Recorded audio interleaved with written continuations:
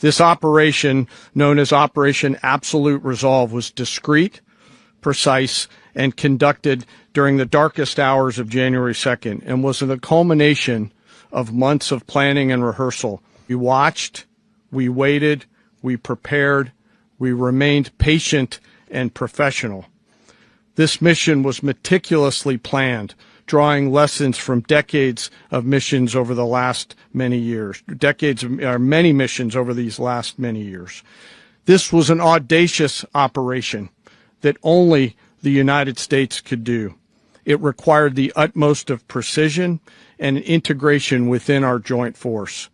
And the word integration does not explain the sheer complexity of such a mission.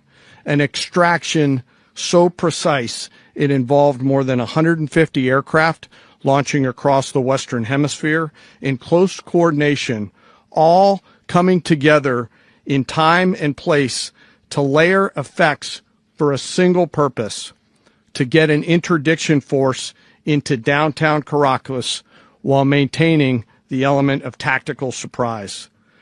Failure of one component of this well-oiled machine would have endangered the entire mission, and failure is never an option for America's joint force. Those in the air over Caracas last night were willing to give their lives for those on the ground and in the helicopters. Let me talk a little bit about the preparation. After months of work by our intelligence teammates to find Maduro and understand how he moved, where he lived, where he traveled, what he ate, what he wore, what were his pets, in early December, our force was set pending a series of aligned events.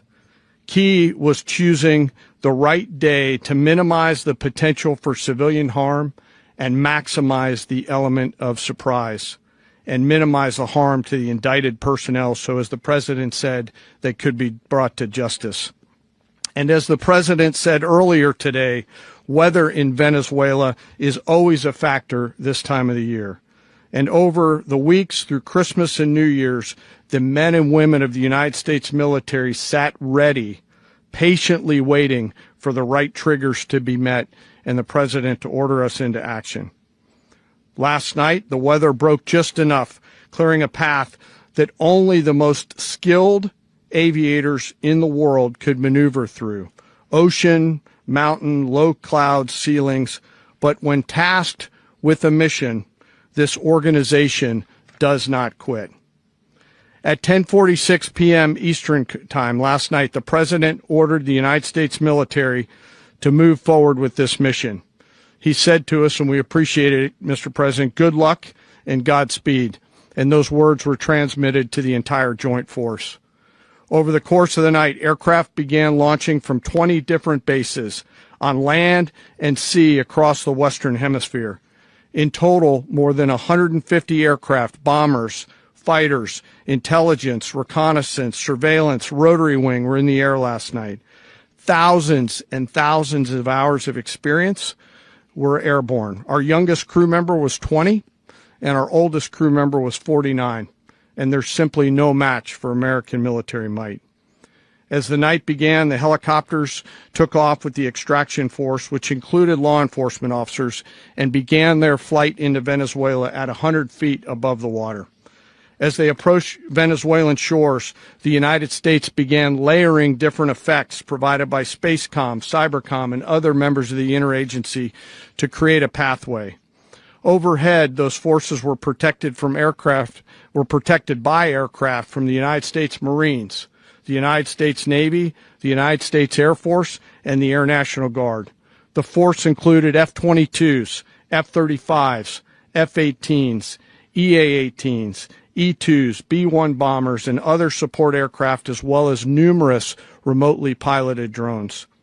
As the force began to approach Caracas, the Joint Air Component began dismantling and disabling the air defense systems in Venezuela, employing weapons to ensure the safe passage of the helicopters into the target area. The goal of our air component is, was, and always will be to protect the helicopters and the ground force and get them to the target and get them home. As the force crossed the last point of high terrain where they'd been hiding in the clutter, we assessed that we had maintained totally the element of surprise. As the helicopter force ingressed towards the objective at low level, we arrived at Maduro's compound at 1:01 a.m. Eastern Standard Time, or 2:01 a.m. Caracas local time, and the apprehension force descended into Maduro's compound and moved with speed, precision, and discipline towards their objective and isolated the area to ensure the safety and security of the ground force while apprehending the indicted persons. On arrival into the target area, the helicopters came under fire, and they replied with that fire with overwhelming force in self-defense. One of our aircraft was hit but remained flyable, and as the President said earlier today, all of our aircraft came home, and that aircraft remained flyable during the rest of the mission. As the operation unfolded at the compound, our air and ground intelligence teams provided real-time updates to the ground force, ensuring those forces could safely navigate the complex environment without unnecessary risk. The force remained protected by overhead tactical aviation.